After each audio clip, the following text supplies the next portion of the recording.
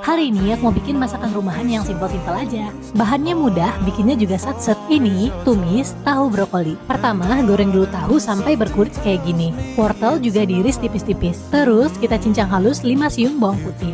Terus kita siapin sausnya ya. Ada garam, kaldu jamur, lada, kecap ikan, dan saus tiram. Aduk-aduk, tapi gulanya lupa. Aduk-aduk lagi, kita tumis bawang putih sampai coklat dan harum. Masukin wortel, brokoli, dan batang brokoli. Tambah garam sedikit aja biar sayurnya ada rasa. Masukin racikan saus yang tadi dan aduk sampai meresap. Kalian tambahin air dan masak sampai sayurnya matang. Habis itu masukin tahu dan kasih larutan maizena biar kuahnya kental. Ini tuh bikinnya simple banget tapi rasanya wah, fix kalian harus cobain.